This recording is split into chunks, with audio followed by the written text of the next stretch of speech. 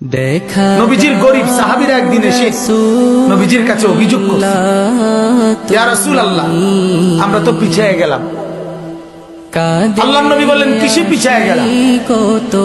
দুর্বল গরিব সাহাবীরা বলে, নেকিতে পিছিয়ে গেলাম। কিভাবে?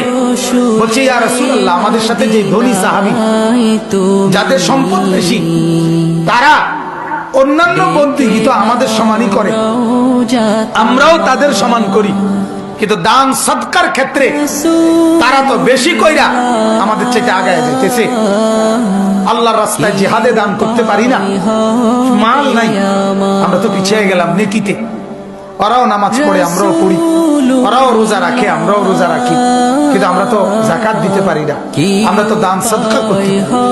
আল্লাহ নবী সাল্লাল্লাহু আলাইহি ওয়াসাল্লাম তখন বললেন, তোমরা 5 ওয়াক্ত নামাজের পরে 33 বার সুবহানাল্লাহ, 33 বার আলহামদুলিল্লাহ, 34 বার আল্লাহু আকবার, এই তাসবিহ পড়বা 5 ওয়াক্ত নামাজের পরে। আল্লাহ তাআলা ওদের দান সাদকার সমপরিমাণ নেকি তোমাদের প্রদান ওরা দান করে নিবে, তোমরা তাসবিহ পড়ে নিবে। এই কয়দিন পরে নবীজি জিজ্ঞাসা করলেন, এখন আর কোনো অসুবিধা নাই তো? সমান সমান তো করে দিলাম, কথা বুঝেন নাই? সমান করে দিছে না?